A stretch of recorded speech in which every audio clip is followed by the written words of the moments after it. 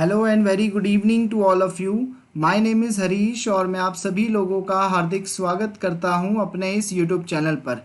तो आज हम लोग देखिए डिस्कस करने वाले हैं एसएससी सीएचएसएल का 11 जुलाई 2019 को मॉर्निंग शिफ्ट के अंदर जो क्वेश्चन पूछे गए थे मैथ्स के अंदर, वो सारे 25 क्वेश्चंस हम आज की इस वीडियो के अंदर डिस्कस करने वाले हैं और ये सीखने वाले हैं कि कैसे हम लोग वो पूरे 25 क्वेश्चंस 10 से 15 मिनट के अंदर सॉल्व कर सकते हैं। ठीक है, और वही सेम चीज़ आप लोग भी सीखेंगे मेरे साथ के साथ कि क्या हमें करना चाहिए, क्या हमारी अप्रोच होनी चाहिए जिससे कि हम वो 25 क्वेश्चंस 10 to 15 मिनट्स के अंदर सॉल्व कर पाए। ठीक है, कि कैसे करना है, क्या ट्रिक्स लगानी है, किस तरह से सभी क्वेश्चंस को सॉल्व करने हैं, लेटेस्ट किस तरह का पैटर्न एग्ज़ाम जो है वो एसएससी यूज़ कर रहा है, वो सारी चीज़ें हम लोग आज की इस वीडियो के अंदर डिस्कस करने वाले हैं।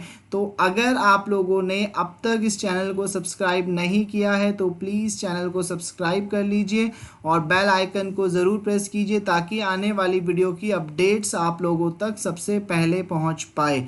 ठीक है, तो स्टार्ट करते हैं। लेकिन एक और चीज़ कि स्टार्ट करने से पहले मैं आप सभी लोगों से एक छोटी सी रिक्वेस्ट करना चाहता हूं कि आप लोग इस वीडियो का लिंक अपने सभी सोशल मीडिया प्लेटफॉर्म पर शेयर कर दीजिए ताकि ज़्यादा से ज़्यादा लोगों को इस सेशन का फ़ायदा हो पाए और जितने ज़्यादा लोग इस पर कनेक्ट हो पाएंगे उतना ज़्यादा फ़ायदा सभी लोगों का होगा। तो प्लीज़ इस चैनल को जितना ज़्यादा आप शेयर कर सकते हैं उतना ज़्यादा शेयर कीजिए। ठीक है, तो स्टार्ट करते हैं। देखिए, तो सबसे पहले देखिए क्वेश्चन नंबर 1, ठीक है, जो कि आप लोगों को अभी स्क्रीन के ऊपर दिखने वाला है।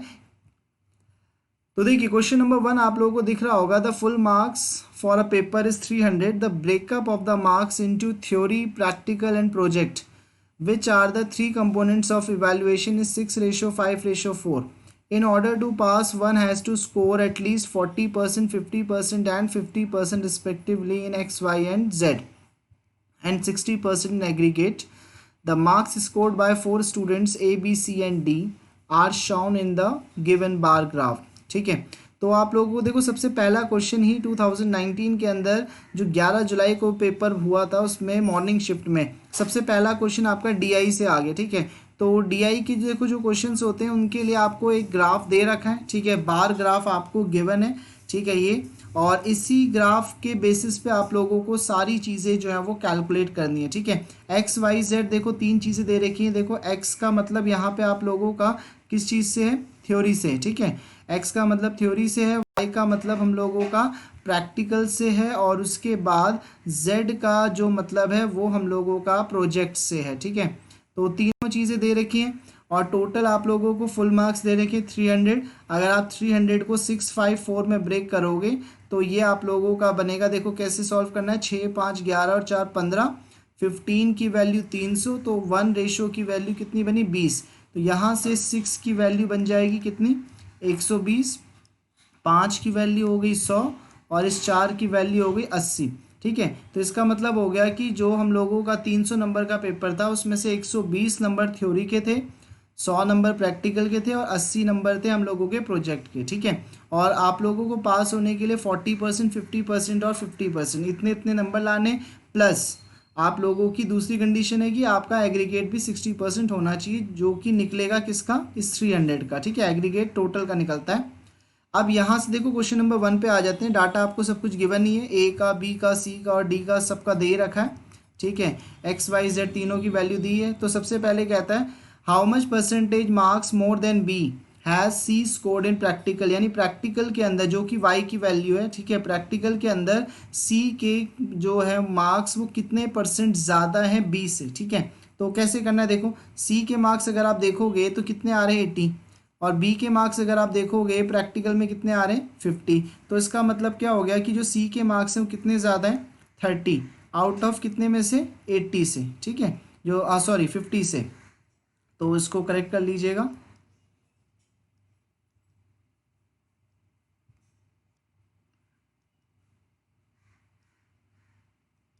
ठीक है, 30 मार्क्स ज़्यादा हैं सी के, किससे, बी से। बी के कितने थे, 50 मल्टीप्लाई बाय 100, तो यहाँ से आप लोगों को मिल जाएगा आंसर कितना, 60%, ठीक है, यानी कि ऑप्शन नंबर डी। ठीक है, तो यानी कि देखो मुश्किल से देखो हम लोगों ने 1 सेकंड का कुछ चीज़ें सॉल्व की, वहाँ से सीधा आंसर निकल करके आ गया। ठीक है, क्वेश्चन नंबर 2 पे चलते हैं।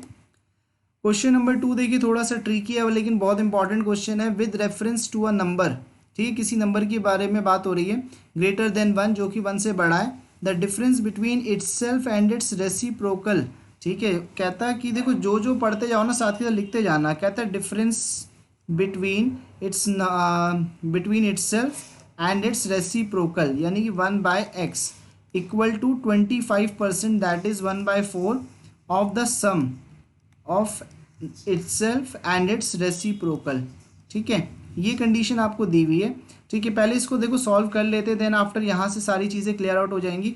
यहाँ से क्या करना, देखो x वाला डाटा एक तरफ रखो, 1/x वाला डाटा एक तरफ रखो, तो ये 1/4x हो गया। ठीक है, जो कि इधर पॉजिटिव है इधर आके नेगेटिव हो जाएगा, तो ये हो जाएगा आपके पास 3/4x। ठीक है, ये माइनस का ये माइनस हो गया 1/x है, और ये आप लोगों का प्लस का 1/4x है। तो ये जब इस तरफ आएगा तो ये आप लोगों के पास देखो जाएगा, ये माइनस का है तो इधर आके पॉजिटिव हो जाएगा, तो ये हो जाएगा आप लोगों के पास 5/4, नीचे यहाँ पे x आ जाएगा। ठीक है, 4 से आप 4 कैंसिल आउट करोगे तो ये यहाँ से आपके पास x² इज इक्वल टू कितना आ गया, 5/3 आ गया। ठीक है, ये x² की वैल्यू आ गई। अब देखिए क्वेश्चन में आप लोगों से उसने क्या पूछा, बाय हाउ मच परसेंट, ठीक है, is the fourth power of the number greater than the square. यानी कि देखो हम लोगों के पास स्क्वायर तो आ गया। ठीक है, अब हमें जो चाहिए वो क्वेश्चन के अकॉर्डिंग पावर 4 चाहिए, तो पावर 4 यहाँ से कितनी हो जाएगी, 25/9। ठीक है, ये हो जाएगी, और हमसे पूछ रहा है कि जो हमारी पावर 4 है वो इस पावर 2 से कितने परसेंट ज़्यादा है। ठीक है, तो अब आप लोग इसको ईजिली सॉल्व कर लो। देखो सॉल्व करने का सबसे बेस्ट तरीका क्या है कि दोनों का ना डिनोमिनेटर सेम कर लो। यहाँ 9 है, यहाँ 3 है, तो यहाँ पे ऊपर नीचे 3 से आप मल्टीप्लाई कर लोगे तो मैं इसको लिख सकता हूँ 15/9। अब जैसे ही आप लोगों ने देखो नीचे का सेम कर दिया ना, तो अब इनकी ज़रूरत है नहीं, आप सीधा 25 और 15 से ही कंपेयर कर सकते हो कि जो डाटा है वो कितने परसेंट ज़्यादा है, ग्रेटर है। तो देखो 25 जो है वो 15 से कितना ज़्यादा है, 10 ज़्यादा है। किससे ज़्यादा है, 15 से ज़्यादा है। ठीक है, मल्टीप्लाई बाय 100 करो, 5 2 ज़ा और ये 3 ज़ा। 2/3 की फ्रैक्शनल वैल्यू क्या होती है, जब आप करोगे परसेंटेज में तो वो हो जाएगी 66.7%। ठीक है, तो आंसर देखिए इसका क्या आ जाएगा, ऑप्शन नंबर 2। ठीक, इस तरह से देखिए सॉल्व करना है। देखो थर्ड क्वेश्चन पे आते हैं। थर्ड क्वेश्चन देखो ज्योमेट्री से है। A B and C D are two chords of a circle which intersect at a point O inside the circle. It is given that AB equal to 10, CO equal to 1.5 and DO is equals to 12.5 centimeter. What is the ratio between the larger and smaller among AO and BO? ठीक है, question बहुत आसान है। कहता है कि AB और CD कोई दो कॉर्ड्स दे रखी हैं सर्कल की, कॉर्ड को हिंदी में जीवा कहते हैं, जो कि सर्कल के अंदर, ठीक है, दोनों कॉर्ड एक दूसरे से पॉइंट ओ पर जो है वो इंटरसेक्ट कर रही हैं, एक दूसरे को मिल रही हैं, और बता रहा है कि ए बी 10 सेंटीमीटर है, सी ओ 1.5 है, डी ओ 12.5, और आपको बताना है कि जो ए ओ और बी ओ में से जो भी बड़ा और जो छोटा है उनके बीच का रेशो क्या होगा। ठीक है, तो अब देखिए इसको सॉल्व करने के लिए क्या करना है, क्वेश्चन कह क्या रहा है, ये सर्कल दे दिया। ठीक है, ये अपने पास हो गया देखो ए बी, और ये हो गया सी डी। ठीक है, बीच में आ गया ओ। ए बी की टोटल वैल्यू दी है, सी ओ और डी ओ आपको गिवन है, ये 1.5 है, और ये आपका दे रखा है 12.5। ठीक है, तो इस तरह की जब कंडीशन होती है ना तो सर्कल की एक प्रॉपर्टी होती है। ठीक है, वो क्या होती है, A O multiply B O is equal to C O multiply D O. ठीक है, ये प्रॉपर्टी होती है सर्कल की, तो आप इसका यूज़ करेंगे। देखो यहाँ से आंसर आ जाएगा, सी ओ आपको दे रखा है 1.5 और डी ओ दे रखा है 12.5। ठीक है, पॉइंट हटा दो यहाँ से, नीचे 100 आ गया, 25 से काटोगे 5 4, और ये कितना आ जाएगा 75/4। ठीक है, ये वैल्यू आ गई ए ओ इंटू बी ओ की। ठीक है, अब देखो यहाँ तक मैंने कैलकुलेट कर लिया। आपको और क्या दे रखा है, आपको ए ओ प्लस बी ओ दे रखा है, यानी कि ए ओ प्लस बी ओ अगर आप करोगे तो टोटली क्या हो जाएगा, ए बी, जिसकी वैल्यू क्या दे रखी है 10 सेंटीमीटर। अब हम लोग एग्ज़ाम में देखो गलती क्या करते हैं हम लोग, अब क्या करेंगे ना, इन दोनों को सॉल्व करने लग जाएंगे। देखो अगर आप इन दोनों को सॉल्व करोगे ना तो आपको बहुत ज़्यादा टाइम लगेगा, क्वाड्रेटिक इक्वेशन बनेगी जो सॉल्व होने वाली है नहीं, इतनी जल्दी उतने बड़े फैक्टर दिमाग में आएंगे नहीं, ठीक है। तो हमें क्या करना है, थोड़ा सा एडवांस चलना है। आप लोगों को AO और BO का प्रोडक्ट दे ही रखा है, 75/4 है। तो आप क्या करो ना, इस 75/4 को देखो मैं क्या करने वाला हूँ, मैं इसको ब्रेक कर रहा हूँ। 75/4 को मैं लिख रहा हूँ 5 × 3 और नीचे मैं लिख रहा हूँ इसको 2 × 2 के अंदर। अब इसको देखो मैं ऐसे ब्रेक करूँगा, जिनको 2 नंबरों में ब्रेक करूँगा, जिनसे मुझे क्या मिल जाए, जोड़ने पे 10 मिल जाए, तो मेरा काम बन जाएगा। अब देखो बहुत इजीली देखो ये 10 बन रहा है, देखो कैसे बन रहा है। एक तो ये हो गया 5/2, ठीक है। 5/2 की वैल्यू कितनी होती है, देखो 2.5, और ये क्या हो गया 15/2। 15/2 का मतलब कितना हो गया 7.5। अब देखो इजीली देखो यहाँ से मिल गए ना दोनों नंबर, ठीक है। 7.5 और 2.5 को ऐड करोगे क्या आ जाएगा 10, सेटिस्फाई हो गया।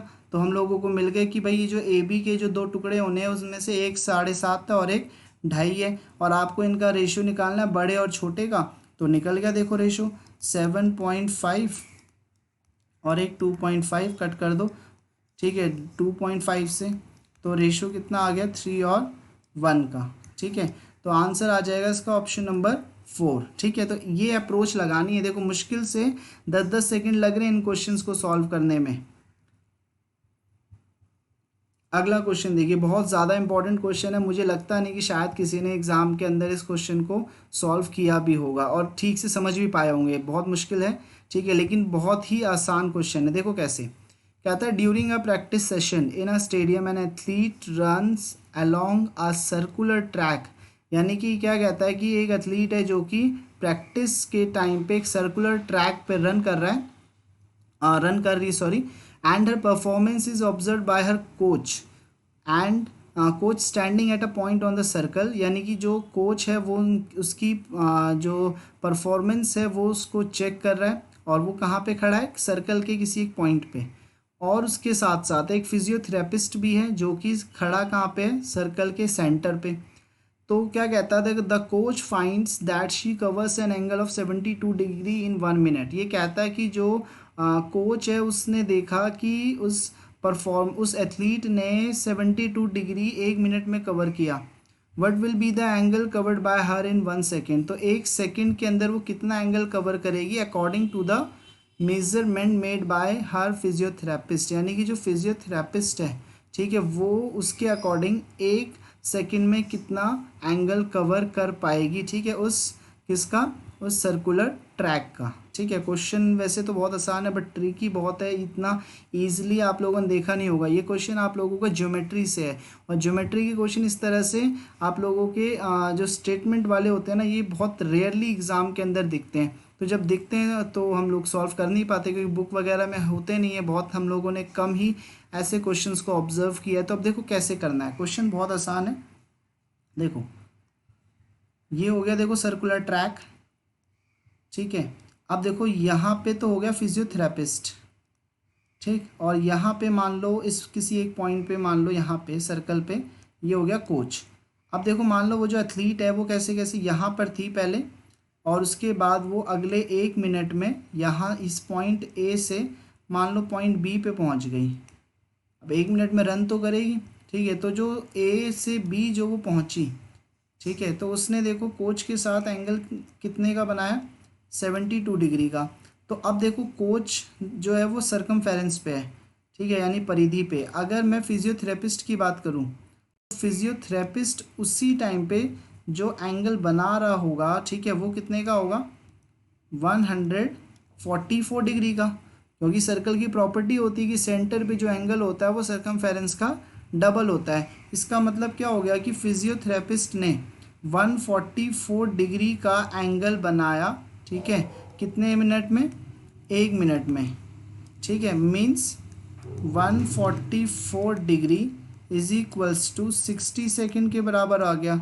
और आपको क्या निकालना है, 1 सेकेंड में कितना आएगा, तो ये हो जाएगा 144 डिवाइडेड बाय 66 से कट कर लो 6, ये 24/10 का मतलब हो गया 2.4 डिग्री। यानी कि फिजियोथेरेपिस्ट के अकॉर्डिंग उसने 1 सेकेंड में 2.4 डिग्री जो है वो एंगल कवर किया है, ठीक है। तो आंसर इसका आ जाएगा ऑप्शन नंबर 1। ठीक है, देखो कितनी छोटी छोटी कैलकुलेशंस हैं, लेकिन कॉन्सेप्ट्स देखिए कितने स्ट्रांग हो रहे हैं।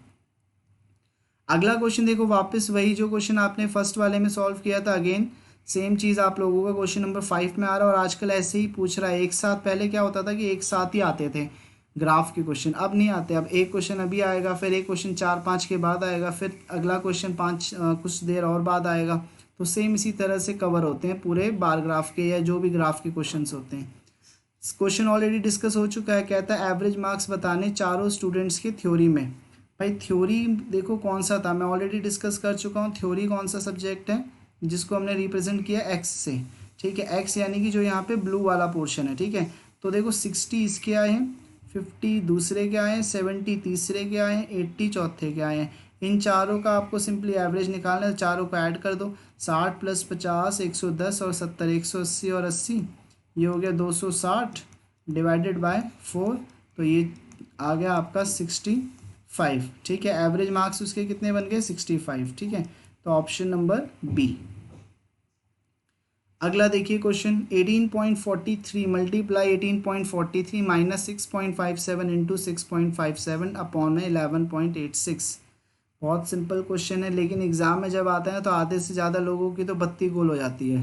ठीक है, तो क्यों होती है, देखो वो उसको मल्टीप्लाई करने लगते हैं। तो भाई मल्टीप्लाई करना नहीं, थोड़ा दिमाग लगाओगे तो ईजिली हो जाएगा। देखो ये आप लोगों का क्या बना रहे, देखो दो नंबर हैं सेम टू सेम है, तो ये हो गया देखो आपका a², ये हो गया b²। ठीक है, और ये वाला नंबर आपका नीचे क्या आ गया a-b। जब आप इन दोनों को माइनस करोगे ना, देखो एक नंबर 18.43 लो, एक 6.57 लो।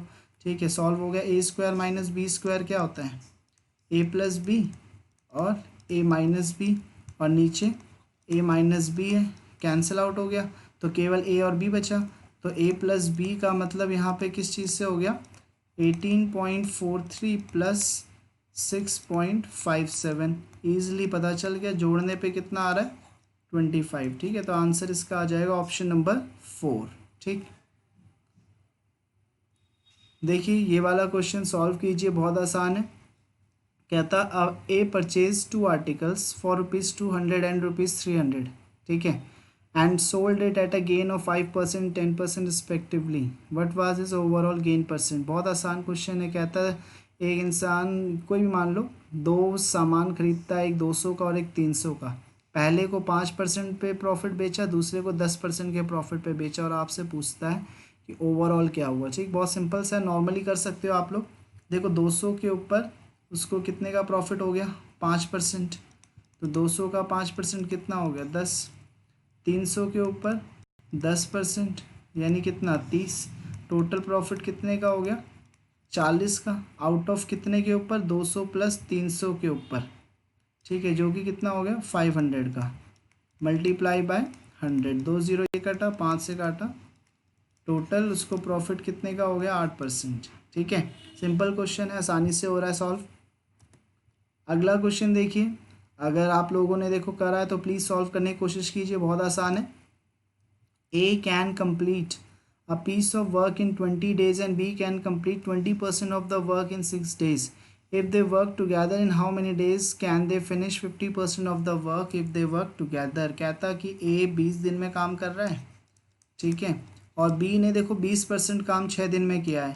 तो 20% काम 6 दिन में किया है, तो पूरा 100% काम निकाला करो हमेशा। ठीक है, तो कितने दिन में करेगा 30 दिन में। एलसीएम लोगे 60 आएगा। ठीक है, यहाँ सॉल्व कर लो, 3 और 2 5 हो गया। अब कहता 50% काम करवाना है। 50% का मतलब देखो अगर पूरा काम 60 है तो हमें कितना करवाना है 30 काम करवाना है। 5 के अकॉर्डिंग 30 काम करोगे तो कितने दिन लगेंगे 6 दिन। ठीक है, तो आंसर इसका क्या आ जाएगा ऑप्शन नंबर 1। ठीक है, अगला क्वेश्चन वेरी वेरी इंपॉर्टेंट है। ठीक है, बहुत सारे लोग फंस जाते हैं इस क्वेश्चन में। कहता है देखो एक 10 डिजिट का नंबर है जो कि आपको सामने दिख रहा होगा स्क्रीन पे, 2x6 और ये इतने सारे ज़ीरो हैं, फिर y8, ये वो नंबर है। कहता है कि एग्जैक्टली डिविजिबल बाय 24। तो पहली बात तो ये दिमाग में डालो कि 24 से डिविजिबल होता कौन सा है। भाई 24 से डिविजिबल वही होगा जो 8 और 3 दोनों से डिवाइड हो पाएगा। कंडीशन दे रही कि x भी y से बड़ा है, y भी x भी 0 से बड़ा है, y भी 0 से बड़ा है। तो कहता है लीस्ट वैल्यू क्या आएगी x और y की। ठीक है, तो देखो सबसे पहले क्या करना है कि ना आपको दोनों के लिए चेक करना है। तो मैं पहले देखो 3 के लिए चेक कर लेता हूँ, ठीक है, और फिर उसके बाद हम 8 के लिए भी कर लेंगे, या फिर पहले 8 के लिए कर लो, जैसा आपको ठीक लगता है। तो 8 के लिए अगर मैं चेक करता हूँ तो 8 के लिए क्या होती है कंडीशन की लास्ट के 3 डिजिट देखे जाते हैं, जो कि इसमें क्या है 0 वाई और 8। आपको क्या करना है लास्ट के 3 डिजिट्स देखने हैं और इनको क्या करना है कि ये लास्ट के तीनों डिजिट डिविजिबल होने चाहिए 8 से, ठीक है। तो अब देखो क्या हो सकता है, पहली कंडीशन तो ये बनती है कि y की जगह देखो अगर यहाँ पे 0 ही होता तो ये 008 होता। तो 008 का मतलब 8 वन जा 8, जो कि 8 से डिविजिबल है। लेकिन हम y को 0 रख नहीं सकते, क्यों नहीं रख सकते, क्योंकि y की वैल्यू 0 से क्या होनी चाहिए, बड़ी होनी चाहिए। तो सीधी सी बात है, फिर आप देख लो कि यहाँ पे क्या आएगा, लास्ट में 8 है, आगे 0 का मतलब तो कोई ऐसा खास होता ही नहीं। तो आप देख लो 8 के टेबल में लास्ट में 8 किस में आता है, 48 में आता है।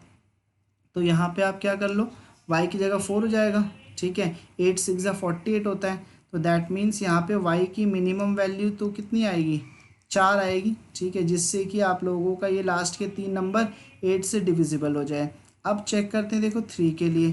तो 3 के लिए क्या होता है कि सारे डिजिट का एडिशन 3 से डिविजिबल होना चाहिए। तो जब आप इन सबको ऐड करोगे, ठीक है, 2 प्लस एक्स प्लस 6, आपके ये सारे ज़ीरो तो ज़ीरो हो जाएंगे, प्लस वाई प्लस 8। तो इन सबको सॉल्व करने पे देखो आपको दिख रहा है 16 प्लस एक्स प्लस वाई की वैल्यू ऑलरेडी हम लोगों के पास है 4, ठीक है, ये हो गया। तो यहाँ से आपको ये मिल गया देखो 20 प्लस एक्स। तो मिनिमम वैल्यू देखो एक्स की मैं क्या रखूँगी जिससे वो 3 से डिविजिबल हो जाए। तो देखो 3 के टेबल में 20 से बड़ा जस्ट क्या आता है 21। तो यानी कि आपको इसको 21 बनाना चाहिए। तो 21 तभी बनेगा जब x की जगह हम क्या रखेंगे 1। तो दैट मीन्स यहाँ पे x की वैल्यू 1 हो गई, y की वैल्यू 4 हो गई, जो कि इसने हमसे पूछा x प्लस वाई बताओ। तो ये हो जाएगा हमारा 1 प्लस 4 यानी कि 5, ठीक है, यानी कि सेकेंड ऑप्शन, ठीक। अगले पे आते हैं, देखो the average of 1088 real numbers is 0, at most how many of them can be negative. अब ये वो क्वेश्चन है जिनको सॉल्व करने के लिए ना किसी कॉपी पेन की ज़रूरत ही नहीं है, डायरेक्ट आप कर सकते हो, ठीक है। But most of the students इसमें गलत करते हैं, ठीक है। ज़्यादातर लोग पता क्या करते हैं, देखो इसके अंदर कुछ लोग ज़्यादा दिमाग लगाते हैं, ठीक है, तो वो इसका आंसर लगाएंगे 544, ठीक है, क्योंकि एवरेज जीरो आने का मतलब देखो क्या हो सकता है, देखो एवरेज कोई भी किसी भी चीज़ का एडिशन ज़ीरो कब आता है, जब इक्वल नंबर ऑफ पॉजिटिव या इक्वल नंबर ऑफ नेगेटिव होते हैं। तो यानी कि 544 अगर पॉजिटिव नंबर्स हैं, 544 नेगेटिव नंबर्स है, तो उनको जब आप सॉल्व करोगे तो वहाँ और इक्वल अगर नंबर्स हुए तो आपको एडिशन ज़ीरो मिल जाएगा। लेकिन देखो क्वेश्चन में पूछा क्या है, क्वेश्चन में पूछा है at most how many. At most का मतलब होता है देखो ज़्यादा से ज़्यादा, ज़्यादा से ज़्यादा कितने नंबर आप लोग इसमें नेगेटिव कर सकते हो जिससे इनका एडिशन क्या आ जाए, ज़ीरो आ जाए। भाई देखो 1088 नंबर है, अगर मेरे पास मैक्सिमम की बात कर रहा है तो मैक्सिमम मैं क्या कर सकता हूँ, 1077 नंबर को मैं नेगेटिव ले लूँ और जो एक नंबर है उसको पॉजिटिव ले लूँ। तो इन दोनों का भी एडिशन मेरा ज़ीरो हो सकता है अगर ये 1077 नंबर जो नेगेटिव में है, जितनी इनकी वैल्यू होगी अगर उतना ही ये मैं पॉजिटिव नंबर यूज़ कर लूँ तो मेरा आंसर ज़ीरो आ जाएगा। और वैसे भी देखो मुझे तो ज़ीरो ही चाहिए ना, मुझे उससे तो फ़र्क पड़ता ही नहीं कि नंबर मैं कौन से यूज़ कर रहा हूँ, क्योंकि नंबर तो उसने बताया रियल नंबर से, यानी कोई भी हो सकता है, ठीक है। तो दैट मीन्स, और ना ही उसने ये बोला कि नंबर सारे इक्वल हैं, अनइक्वल नंबर्स हो सकते हैं। तो यानी कि 1077 नंबर्स में नेगेटिव जो भी लूँगा, ठीक है, उतना ही मैं एक पॉजिटिव नंबर ले लूँगा जिससे कि इनका एडिशन क्या आएगा, ज़ीरो आ जाएगा। तो मेरे पास मोस्टली मैक्सिमम कितने नंबर नेगेटिव हो सकते हैं, 1077, ठीक है, और सॉरी 1087, ठीक है, 1087, यानी कि ऑप्शन नंबर 3, ठीक है, ये इसका राइट आंसर होगा। तो बहुत इंपॉर्टेंट क्वेश्चन था, अगर आप थोड़ा सा भी दिमाग लगाओ तो आंसर ओरल ही आप लोगों का आ जाएगा, ठीक है।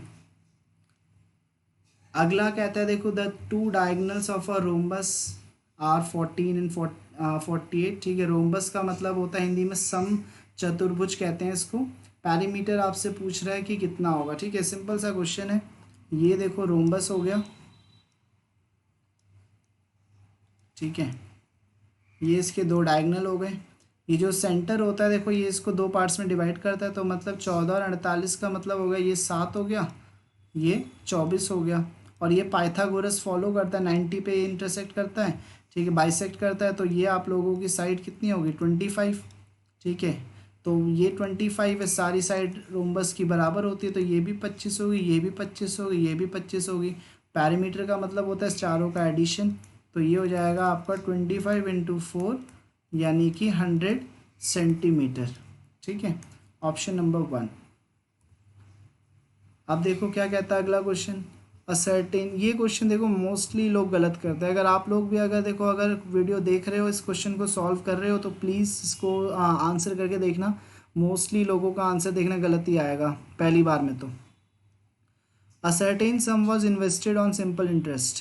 The amount to which it had grown in 5 years was 5/4 times the amount to which it had grown in 3 years.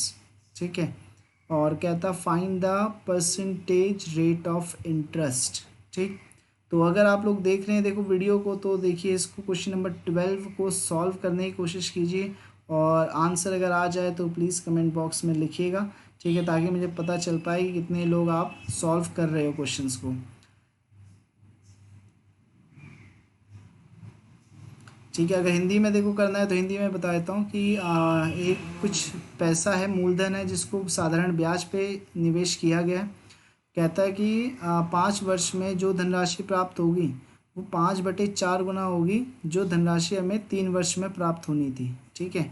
तो आपसे ब्याज दर पूछता है कि वो कितनी होगी, ठीक है। तो देख लीजिए, जल्दी सॉल्व कीजिए, ठीक है, कोशिश कीजिए 10 to 15 सेकेंड्स में सॉल्व हो जाए, क्योंकि उससे बड़ा ये क्वेश्चन है ही नहीं, हार्डली 10 सेकेंड्स। और अगर थोड़ा दिमाग लगाओगे तो शायद ओरल भी कर सकते हो।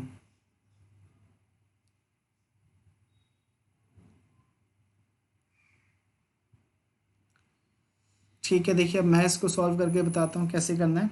देखो आपको बताया हुआ है कि 5 साल की जो अमाउंट है वो कितनी है, 5/4 टाइम्स है किसके, 3 साल की अमाउंट में, ठीक है। तो SI के अंदर क्या होता है कि जो देखो जो डिफरेंस यहाँ पे 1 आ रहा है, ये डिफरेंस आपका क्या हो गया, सिंपल इंटरेस्ट हो गया। कितने ईयर्स का, 2 ईयर्स का, 2 साल में 1 रुपये का ब्याज है, ठीक है। तो सीधी सी बात है, यहाँ से 1 साल में इंटरेस्ट कितने का होगा, 0.5 का, ठीक है। तो 3 साल की अमाउंट 4 रुपये की थी, तो 3 साल का देखो यहाँ से इंटरेस्ट कितने का आएगा, 3 साल का 1.5 का। भाई 4 रुपये की अमाउंट है, 1.5 रुपये का ब्याज हो गया, तो सीधी सी बात है प्रिंसिपल कितने का आएगा, 2.5 का। अब सॉल्व कर लो, ठीक है। आपको 0.5 रुपीज़ का इंटरेस्ट मिलता है, ठीक है, 0.5 का इंटरेस्ट है 2.5 के ऊपर, इनटू कर लो, पॉइंट हट गया, 25 से काटा 4, तो आंसर जो बन गया इसका कितना, 20%, ठीक है। यानी कि ऑप्शन नंबर 3 जो है वो इसका राइट आंसर बन जाएगा, ठीक है। तो इसी तरह से देखिए सारी चीज़ें आप लोगों को सॉल्व करनी है, ठीक। चलते हैं देखो अगले क्वेश्चन पे, ठीक है। देखो नेक्स्ट क्वेश्चन आप लोगों को देखो दिख रहा होगा, नेक्स्ट क्वेश्चन है फॉर ऑल, ठीक है। आपको एक कंडीशन दी हुई है, STI = 1 से लेकर 20 तक दे रखा है, जिनकी वैल्यू 0 से 90 के बीच में है, और कहता है कि इन सब का एडिशन sin1 + sin2 + sin3 सब एंगल्स हैं, ठीक है, जो 20 तक जा रहे हैं, ठीक है। तो कहता है इन सभी एंगल्स जो डिग्री के अंदर है इनका एडिशन क्या होगा, वन जो भी वो एंगल है उनकी वैल्यू। तो बहुत सिंपल सा क्वेश्चन है, आप लोगों को देखो क्या करना है, आपको याद होना चाहिए कि साइन की वैल्यू जो मैक्सिमम होती है, ठीक है, साइन थीटा की मैक्सिमम वैल्यू 1 होती है, ठीक है, 1 से बड़ा हो नहीं सकता, ठीक। और ये आप लोगों के पास 1 से 20 तक देखो 20 नंबर है, 20 नंबर का एडिशन देखो 20 कब हो सकता है, 20 नंबर का एडिशन देखो 20 तब हो सकता है जब उसकी मिनिमम वैल्यू देखो, इनकी मैक्सिमम वैल्यू 1 है, ठीक है। 1 से अगर आप छोटे कर दोगे नंबर को तो 20 तक पहुंच ही नहीं पाएंगे। तो सिंपल सी बात है कि ये 20 तभी पहुंच सकता है जब यहाँ पे हर एक की वैल्यू कितनी कितनी हो, 1 हो, क्योंकि 1 से बड़ा कोई नंबर हो नहीं सकता। अगर आप 1 से छोटा कोई नंबर लेते हो, किसी भी साइन की वैल्यू 1 से छोटी ले रहे हो, तो आपको कोई ना कोई एक नंबर तो 1 से बड़ा चाहिए ही, तभी जा कर के आपका टोटल 20 हो पाएगा, और वो पॉसिबल है नहीं। ठीक है। तो ये चीज़ें तभी सेटिस्फाई हो सकती हैं जब सभी के अंदर वैल्यू 1 हो, ठीक है। और 1 आप लोग जानते ही हो कि 0 से 90 के बीच में साइन 1 कब होता है, जब थीटा की वैल्यू क्या होती है 90 डिग्री। तो दैट मीन्स 1 से लेके 20 तक सभी नंबर्स जो है उनका एंगल कितना है 90। तो आंसर क्या आ जाएगा 90 इंटू 20, तो ये हो जाएगा आपका 1800 डिग्री, यानी ऑप्शन नंबर 2 जो है वो इसका राइट आंसर है, ठीक है। देखो नेक्स्ट क्वेश्चन पे चलते हैं, बहुत आसान है। The ratio of the square of a number, अनुपात कहता है किसी संख्या का और उसके रेसिप्रोकल का, रेसिप्रोकल ऑफ इट्स क्यूब, ठीक है, वो दे रखा है 243/16807। What is the number. तो सिंपल सा क्वेश्चन है, देखो नंबर दे रखा है square of a number x square और इसका क्यूब यानी कि 1/x3, जिसको दिया हुआ है इसने 243/16807। तो जब आप इसको लिखोगे नीचे का x3 ऊपर जाएगा तो ये हो जाएगा, देखो x की पावर 5, नीचे कुछ है नहीं 1 है, ठीक है। ये हो गया 243/16807। सीधी बात है, देखो यहाँ पावर 5 है तो यहाँ भी पावर 5 होगा और ये दे रखा है, ठीक है। 243 जो है वो होता है 3 की पावर 5 और ये 7 वाला है तो 7 तो देखो 7 में ही आता है 7 की पावर 5। तो ईजिली यहाँ से पता चल रहा है कि वो जो नंबर है x उसकी वैल्यू क्या हो जाएगी 3/7, ठीक है। So what is the number is 3/7, यानी ऑप्शन नंबर 2, ठीक। अगला आता है 15, बिल्कुल देखो सिंपल क्वेश्चन है, जिनको प्रॉपर्टी पता है, ठीक है, मैंने क्लासेस में भी करवाई हुई है, अगर जो भी लोग मुझसे पहले पढ़े हुए हैं उन लोगों को आता होगा क्वेश्चन। OGI&H, ठीक है, आपको सरकम सेंटर, सेंट्रॉइड, इन सेंटर, ऑर्थो सेंटर दिए हुए हैं किसी इक्विलेटरल ट्राइंगल के, ठीक है। सरकम सेंटर का मतलब बाहरी केंद्र होता है, सेंट्रॉइड को हम लोग बोलते हैं आप लोगों का जो 3 मीडियन से मिलकर के आकर बनता है, ठीक है। और इन सेंटर होता है आपका सर्कल के जो भी ट्राइंगल बनता है उसके अंदर जो सर्कल बनता है उसका सेंटर। ऑर्थो सेंटर होता है जहाँ पर तीनों परपेंडिकुलर को मिल करके बनता है, ठीक है। तो प्रॉपर्टी इक्विलेटरल ट्राइंगल के अंदर क्या होती है कि इक्विलेटरल ट्राइंगल की प्रॉपर्टी होती है कि भाई इक्विलेटरल ट्राइंगल के केस में ये जितने भी सेंटर्स होते हैं, ठीक है, मैंने लिखवा रखा है all centres are lies in single point, सारे के सारे सेंटर एक ही पॉइंट पे आते हैं। वही सेम चीज़ पूछ रहा है कि ये सारे के सारे which of these points are identical. तो इक्विलेटरल ट्राइंगल के अंदर ये सारे ही पॉइंट आइडेंटिकल होते हैं, मतलब इक्विलेटरल ट्राइंगल में जो आप लोग मीडियन ड्रॉ करते हो वही मीडियन आपकी वर्क करती है परपेंडिकुलर बाइसेक्टर की तरह भी वर्क करती है। वही मीडियन आपकी एक 90 डिग्री का जो आप लंब खींचते हो परपेंडिकुलर खींचते हो उसकी तरह भी वर्क करती है। वही मीडियन आपकी एंगल बाइसेक्टर यानी कोण समद्विभाजक की तरह भी एक्ट करती है, ठीक है, इक्विलेटरल ट्राइंगल के केस में। बाकी ट्राइंगल्स में सब चीज़ें डिफरेंट डिफरेंट होती हैं, लेकिन इक्विलेटरल में सारी की सारी एक ही जैसी जो है वो बिहेव करती है। तो इसीलिए आंसर इसका क्या आ जाएगा ऑप्शन नंबर 2, यानी कि सारे के सारे सेंटर्स इसमें आइडेंटिकल होंगे, ठीक है। अगला क्वेश्चन सिंपल सा है, वैल्यू जस्ट पुट करनी है। कॉसेक 30 की वैल्यू, देखो कॉसेक 30 जो होता है वो साइन 30 का उल्टा होता है। साइन 30 1/2 होता है, तो कॉसेक 30 क्या हो जाएगा, केवल 2 स्क्वायर करोगे तो 4 आ जाएगा। साइन 45 की वैल्यू 1/√2 होती है, स्क्वायर करोगे 1/2 आएगा। सेक 60 की वैल्यू 2 होती है, स्क्वायर करोगे 4 आएगा। टेन 30 की 1/3 होती है और 1/√3 होती है, स्क्वायर करोगे ये आ जाएगा। तो देखो ये कितना आ गया 8 और 1/2 1/3 को करोगे 5/6 आ गया। तो ये हो गया आपका 53/6, यानी कि ऑप्शन नंबर 2। सिंपल सा क्वेश्चन है, वैल्यू जस्ट पुट करनी थी। अगला क्वेश्चन देखिए बहुत इंपॉर्टेंट है, ठीक है। अब इस क्वेश्चन को देखो नॉर्मली सॉल्व करोगे तो हो सकता है टाइम लगे, ठीक है, उतना ज़्यादा हमें करने की वैसे रिक्वायरमेंट है नहीं। आप कॉस थीटा को लिख लो 1/sin थीटा और फिर सबको एक तरफ करके जब आप सॉल्व करोगे तो आ जाएगा। बट सबसे बेस्ट है, ठीक है, कि आप लोगों का ये आंसर देखो सिंपल सा है, इतना ज़्यादा करने की ज़रूरत नहीं है। देखो 1 चाहिए भाई, 1 कब आ सकता है, 1 तब आ सकता है, और साइन और कॉस में तो इस तरह की पॉसिबिलिटी होती भी है कि अगर कोई एक 1 होता है तो दूसरा 0 हो जाता है। तो सीधी सी बात है, देखो अगर साइन थीटा ये 1 हो जाए और ये वाला डाटा 0 हो जाए तो ओवरऑल डाटा 1 आ जाएगा। ठीक है, इस कंडीशन में तो सेटिस्फाई कर ही रही है वैल्यू, और कंडीशन भी दे रखी कि जो थीटा की वैल्यू है वो 0 भी हो सकती है, 0 से कम बड़ी भी हो सकती है, और 90 भी हो सकती है, 90 से छोटी भी हो सकती है। तो सीधा सा ऑप्शन यहाँ पे बन रहा है कि अगर मैं देखो थीटा 90 लेता हूँ, ठीक है, तो साइन 90 की वैल्यू देखो 1 होती है, तो ये तो 1 हो गया, और कॉस 90 की वैल्यू 0 होती है, तो ये 0 हो गया। 0 को √3 से मल्टीप्लाई करोगे तो क्या आएगा 0, तो कंडीशन सेटिस्फाई होगी, तो आंसर आ जाएगा 90। ठीक है, तो सिंपल सा क्वेश्चन है, जस्ट 90 पुट करो, आंसर सीधा सीधा आ रहा है, थोड़ा सा प्रेजेंस ऑफ माइंड दिखाना है। अगला क्वेश्चन बहुत आसान है। ठीक है, डिस्काउंट से है। कहता कि एक आर्टिकल है जिसका MRP 900 दिया है, ठीक है, और उसको हमने 648 में बेच दिया। ठीक, कहता है पहला डिस्काउंट 20 का था, तो कहता है दूसरा कितने का होगा। सिंपल सा है, नॉर्मली सॉल्व कर लो, एडवांस तरीके की ज़रूरत ही नहीं है। 900 का था पहला, 20% का डिस्काउंट हो गया। ठीक है, कितने का हो गया 180, 720 का हो गया। 720 पे फिर आपको एक डिस्काउंट मिला, पता नहीं कितने का था, आपने उसको फाइनली कितने बेच दिए 648 में, तो आपको डिस्काउंट कितने का मिला 72 का, और ये किसके ऊपर मिला 720 पे, तो सीधा पता चल रहा है 72 का डिस्काउंट 720 के ऊपर, यानी कितने का हो गया 10%। तो यानी कि आपका आंसर कितना आ जाएगा 10%। ठीक है, अगला क्वेश्चन। अब देखो ये जो क्वेश्चन है ना, ये देखने में तो बड़ा आसान है, लेकिन जब सॉल्व करोगे ना तो इसमें बहुत ज़्यादा पसीना आप लोगों का निकलेगा। ठीक है, मेहनत बहुत ज़्यादा है क्वेश्चन को जब आप सॉल्व करेंगे। ठीक है, तो देखो क्या दे रखा है, 10/7 1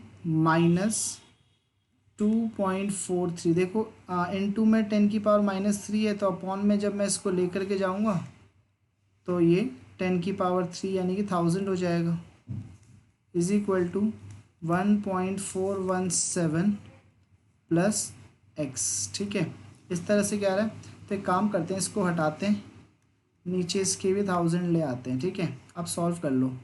तो सॉल्व जब आप करोगे, इसको भी हटा लेते हैं यहाँ से, 2 0 इधर भी आ जाएगा, तो ये हो गया आपका। जब आप इसको सॉल्व करोगे तो ये आएगा 10 में से 3 गया देखो 7, 9 में से 4 गया बचा 5, और फिर उसके बाद 9 में से 2 गया 7। ठीक है, और बचा 99, और नीचे तो आपका 1 2 3 4 5, और ये 10/7 है। ठीक है, 0 0 तो कैंसिल आउट हो ही गया, 7 से भी ये कटेगा, ये 1417 बाय नीचे 3 0 है, तो यहाँ पे देखो 1 0 और है, तो यहाँ भी एक 0 और डाल दूँ। ठीक है, 7 से काटो उसको, 7 1 जा 7। ठीक है, फिर 29 का 4, 17 का हो गया ये 2 जा 35 का 5, और ये 1। ठीक है, और ये प्लस का x हो गया, सीधा जाके माइनस कर दो। ठीक है, 14,251 में से 170 माइनस करना है, तो ये कितना आएगा 81, अपॉन में देखो 1 2 3 4 0 है, तो इसका मतलब x की वैल्यू 0.0081। कई लोग जल्दीबाजी में देखो इस यहाँ गड़बड़ कर देते हैं, तो आंसर इसका आएगा ऑप्शन नंबर 3। ठीक है, देख लेना, सोल्व करके सारी कैलकुलेशंस, आंसर मिल जाएगा। अगला देखो, नॉर्मल सिंप्लीफिकेशन का क्वेश्चन है। ठीक है, थोड़ा सा सही से कैलकुलेशन कर लोगे तो शायद आंसर आ जाएगा। देखिए, करके देखिए, जितने भी लोग वीडियो देख रहे हैं, ठीक है, उसको पॉज करके सॉल्व करने की कोशिश कीजिए, देखिए क्या आंसर बन सकता है इसका। मुश्किल से देखो 10 सेकंड का क्वेश्चन है, उससे ज़्यादा इसमें टाइम लगने वाला है नहीं, करके देख लीजिए सभी लोग। चलो देखो मैं ही कर देता हूँ। देखो यहाँ पे ना, तो आपका देखो 7 से तो 7 कट गया, ये हो जाएगा हमारा 5/4 इंटू में देखो ये 1/3 और ये 1/5 है, तो यहाँ से जब करोगे ना तो ये 5 ऊपर आ जाएगा, 3 नीचे हो जाएगा। ठीक है, तो ये हो गया। ठीक, और माइनस का देखो ये 17/12, तो ये भी देखो नीचे 12 है, ये भी 12 है, तो सीधा डायरेक्ट हो जाएगा, 25 में से 17 गया, तो ये हो गया आपका 8/12, 4 2 ज़ा 4 3 ज़ा, तो ये तो हो गया आपका कितना 2/3। अब बाकी सबको देखो यहाँ से कर लो, 3 से देखो ये कट गया, 3, इसको सॉल्व कर रहा हूँ मैं, ठीक। तो ये हो जाएगा देखो 1/3 इंटू का 1/7, ठीक है। जब आप इसको डिवाइड को मल्टीप्लाई में करते हैं तो नंबर उल्टे हो जाते हैं। तो ये आपका हो गया 1/21। अगला 2/7 प्लस 1/6, ठीक है। अब सबको सॉल्व कर लेते हैं। देखो सबका एलसीएम लोगे तो ये आ जाएगा 84, ठीक है। 3 से करोगे इसको, देखो कितना आएगा, 3 से करोगे तो ये 28 2 जा 56 प्लस 4, तो ये हो जाएगा 24 प्लस 6 से करोगे तो आप 14, ठीक है। इन सबको सॉल्व करने पे देखो ये हो गया 56 4 60 88 और ये 14 हो गया, सॉरी 674, ये हो गया 98/84। 14 से कट कर दो 6 जा और ये 7 जा, तो आंसर इसका आ जाएगा 7/6, यानी ऑप्शन नंबर 4, ठीक है। देख लीजिए सारी कैलकुलेशन मैंने कैसे की, इसी तरह से आपको भी करना, आंसर जल्दी निकल जाएगा। अगला क्वेश्चन देखिए, वापस से जो है वो किसका निकल करके आ गया, ये हम लोगों का निकल करके आ गया डीआई का, जो हमने स्टार्टिंग में किया था, ठीक है। थोड़ा बहुत अगर याद हो आपको तो देखो 300 का पेपर है, 654 में टूट रहा है, 300 को 654 में तोड़ोगे तो कितना कितना आएगा, देखो 120 100 और ये हो जाएगा 80, ठीक है। ये थ्योरी का है, प्रैक्टिकल का है, प्रोजेक्ट का, ठीक है।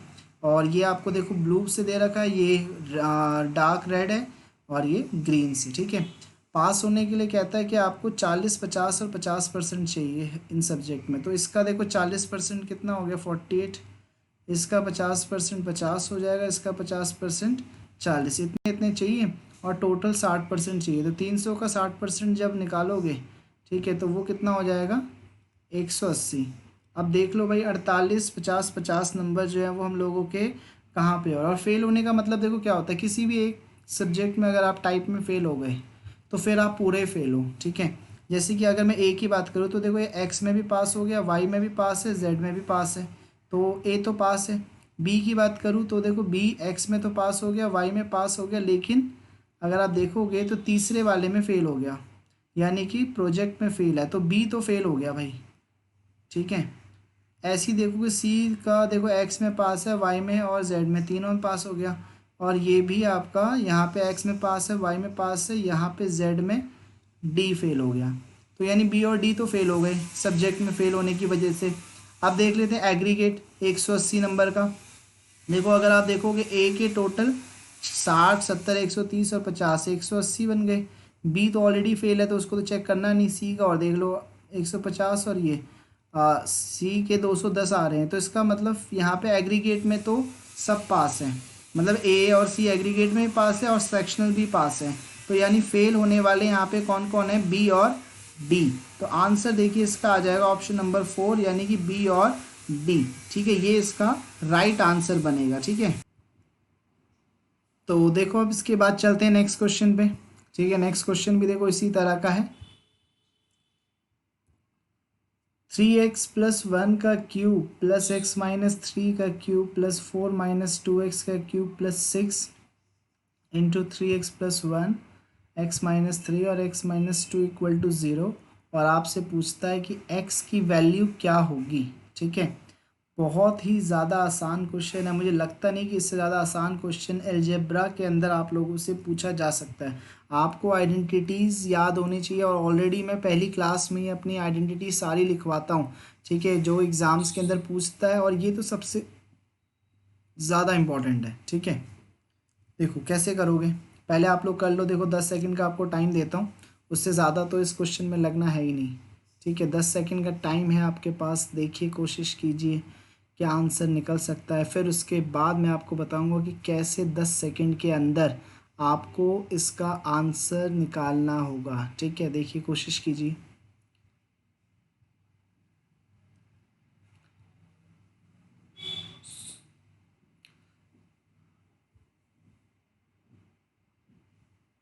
देखिए मैं बताता हूँ कैसे करना है। तो देखो क्वेश्चन सॉल्व होगा कैसे। सबसे पहले तो देखो इसमें कंडीशन ना ये वाली लगेगी, A cube plus B cube plus C cube, ठीक है, माइनस का 3ab इक्वल टू ज़ीरो तभी हो सकता है जब a प्लस बी प्लस सी की वैल्यू क्या हो जाए, ज़ीरो हो जाए। ठीक है, ये कंडीशन होती है।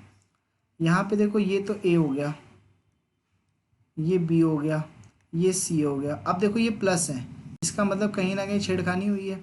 और छेड़खानी अगर आप देखोगे तो इसमें हुआ है, देखो x-2 है यहाँ पे, जबकि -2x है। तो मतलब इसका क्या हुआ कि यहाँ पे ना इस 6 को हम लोगों ने क्या किया, इसको 3 × 2 में ब्रेक किया, ठीक है, जिसका 3 यहीं पे है और ये वाला 2 जो है वो हमें मिला है कॉमन यहाँ से।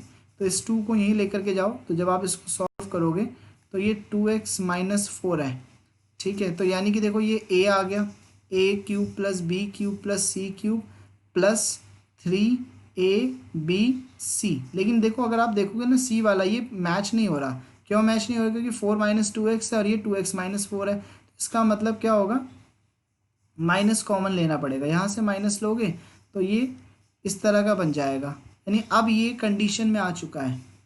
ठीक है, अब देखो जो मैंने इसको लिखा है ना ये इस तरह से, ठीक है, मैं यहाँ पे लिख के दिखाता हूँ, वैसे ज़रूरत है नहीं लिखने की।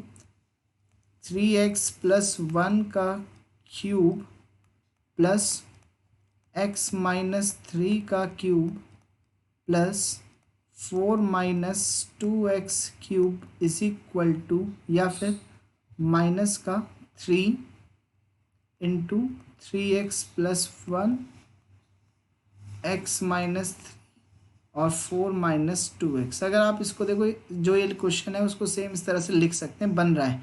ठीक है, यहाँ से देखो 6 को 3 और 2 में तोड़ो, 2 को यहाँ मल्टीप्लाई कर दो, 2x 4 बन जाएगा, ये 2x और ये 4, माइनस कॉमन लोगे तो ये कंडीशन बन गई। ठीक है, तो इसमें अब देखो ये ज़ीरो कब हो सकता है, जब a b c की वैल्यू ऐड करने पे ज़ीरो आ जाए। अब देखो a कितना है, 3x+1, b कितना है, x-3, और c कितना है, 4-2x, और ये इक्वल टू कितना होना चाहिए, ज़ीरो। तो सॉल्व कर लो, देखो ये हो गया 4x-2 यानी कि 2x, और ये 4-3 1 + 1 2 इक्वल टू ज़ीरो। तो यहाँ से 2x इक्वल टू -2, तो x की वैल्यू क्या आएगी, -1। ठीक है, तो आंसर इसका आएगा सेकंड। ठीक, तो बहुत इंपॉर्टेंट क्वेश्चन है, इसी तरह से सॉल्व करना है, आसानी से आंसर इसका आपका निकल जाएगा। ठीक है, तो देखो चलते हैं तीसरे क्वेश्चन पे। ठीक है, नेक्स्ट क्वेश्चन पे देखो वो किस तरह से सॉल्व होगा। 23rd क्वेश्चन ये आ गया आप लोगों का कहाँ से, वही आपका DI से। ठीक है, कहता है देखो, arrange the students B, C and D according to the ascending order of the aggregate marks scored by them, यानी कि B, C और D को जो उनके टोटल मार्क्स मिले हैं उसके अकॉर्डिंग इनको असेंडिंग ऑर्डर मतलब आरोही क्रम में आपको लिखना है। ठीक है, तो देखो B के टोटल कर लो, B के टोटल कितने हो गए, 130 नंबर। C के करोगे 8 7 15 और 6 210। D की करोगे 8 7 15 और ये 3 हो गया 180। ठीक है, यहाँ से आप इनको देखो इंक्रीजिंग ऑर्डर में लिख लो, तो सबसे पहले कौन सा आएगा, B, फिर उसके बाद आएगा D और फिर आएगा C, यानी ऑप्शन नंबर 2। ठीक है, सिंपल सा क्वेश्चन है। 24 पे आते हैं, क्या देखो ट्रेन से क्वेश्चन है। The platform of a station 400 metre long starts exactly where the last span of a bridge 1.2 kilometer long ends. How long will a train 200 meter long and traveling at the speed of 72 kilometer per hour take to cover the distance between the starting point of the span of the bridge and the far end of the platform? ठीक है, question का मतलब क्या है कि एक platform है, ठीक है, 400 मीटर का प्लेटफॉर्म, जहाँ से ख़त्म हो रहा है यहीं से, कहता है कि एक क्या है, ब्रिज है 1.2 किलोमीटर का। ठीक है, और ट्रेन यहाँ से स्टार्ट हो रही है 200 मीटर की। ठीक है, तो ये 200 मीटर की ट्रेन हो गई, ये प्लेटफॉर्म हो गया, ये ब्रिज हो गया। टोटल आप इनका डिस्टेंस निकाल लोगे तो ये हो जाएगा 1.8 किलोमीटर। ठीक है, ये इतना डिस्टेंस कवर हो रहा है 72 किलोमीटर पर आवर की स्पीड से। निकालना टाइम है, तो इजी सा कॉन्सेप्ट है, time is equals to distance upon में स्पीड। यहाँ से का सॉल्व कर लो, तो ये हो गया 1/40, लेकिन ये आवर्स में आ रहा है, ठीक है। इंटू 60 कर दोगे मिनट्स में आ जाएगा, 0 0 गया, 2 2 ज़ा, और ये 3/2 का मतलब हो गया 1.5 मिनट।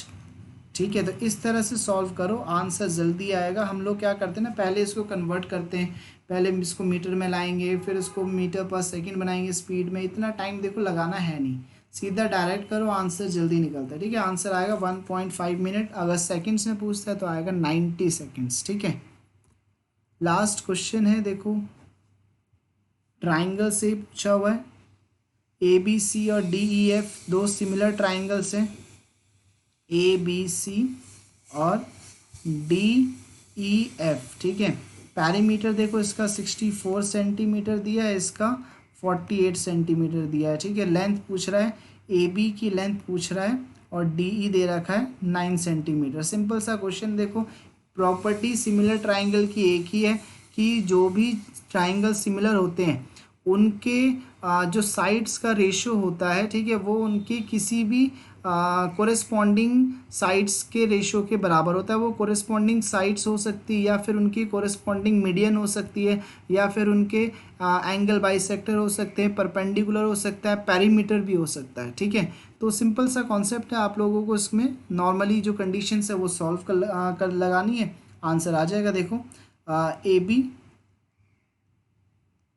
अपॉन में दूसरे वाले ट्राइंगल की साइड 9 इक्वल टू में किसके हो जाएगा 64/48। ठीक है, 16 3 ज़ा 4 ज़ा, 3 से काटो 3, क्रॉस मल्टीप्लाई करोगे तो AB आ जाएगा 12 सेंटीमीटर। ठीक है, तो यहाँ से AB की वैल्यू आ गई 12 सेंटीमीटर। तो इस तरह से हम लोगों ने पूरे 25 क्वेश्चन सॉल्व कर लिए हैं। और अगर आप देखोगे तो मैंने जितने भी क्वेश्चन सॉल्व किए हैं इनके लिए मैंने आपको बेस्ट अप्रोच बताई है, वो अप्रोच जिसको यूज़ करके आप एग्ज़ाम क्वालिफाई कर सकते हो। ठीक है, तो इस तरह के मैं और भी बहुत सारे पेपर्स जितने भी SSC के हुए हैं या फिर IBPS ने कंडक्ट करवाए हैं, जो भी प्रीवियस ईयर पेपर्स हैं वो मैं लेकर के आऊँगा, उनको मैं खुद सॉल्व करके दिखाऊंगा लाइव कि कैसे ऐसे क्वेश्चंस को सॉल्व किया जा सकता है, ताकि आप भी उसी अप्रोच को फॉलो करो और एग्ज़ाम के अंदर ज़्यादा से ज़्यादा मार्क्स आप लोगों के आ पाए, और आपको बिल्कुल भी किसी तरह का टाइम मैनेजमेंट के अंदर कोई इश्यू ना आए। ठीक है, तो यहाँ पे इस वीडियो को मैं ख़त्म करता हूँ। उम्मीद करता हूँ कि आपने पूरी वीडियो देखी होगी, आपको पसंद आई होगी। ठीक है, आप लोगों को शॉर्ट ट्रिक्स के बारे में पता चला होगा। ठीक है, जो जो ट्रिक्स मैंने यूज़ की हैं आप इनको जो है एक बार रिवाइज़ कीजिएगा, आप लोगों को काफ़ी ज़्यादा से ज़्यादा चीज़ें याद आ जाएंगी। ठीक है, तो आज की वीडियो में केवल इतना ही है। ठीक है, नेक्स्ट वीडियो के अंदर आपको फिर से एक और जो है पूरा का पूरा SSC का या फिर IBPS का पूरा जो भी सेट होगा मैथ्स का वो हम लोग लाइव सॉल्व करेंगे, जिस तरह से हमने आज सॉल्व किया। ठीक है, तो अगर किसी को कोई भी दिक्कत परेशानी हो तो प्लीज़ कमेंट बॉक्स में आप लोग लिख दीजिएगा। कोशिश होगी कि मैक्सिमम से मैक्सिमम उसको रिजॉल्व किया जाए। बाकी आप सभी लोगों के पास मेरे फ़ोन नंबर्स भी है ही हैं। ठीक है, फेसबुक से कनेक्टेड हैं। ठीक है, कुछ लोग व्हाट्सएप से भी कनेक्टेड हैं, कुछ लोग इंस्टाग्राम से भी कनेक्टेड हैं, और कुछ लोग टेलीग्राम से भी कनेक्टेड हैं। तो अगर कोई किसी तरह की का कोई भी इशू आपको आता है तो आप मुझे वहाँ पर भी भेज सकते हैं। कोशिश होगी कि मैक्सिमम से मैक्सिमम इश्यूज़ को रिजॉल्व करवाया जाए। ठीक है, चलिए, थैंक यू।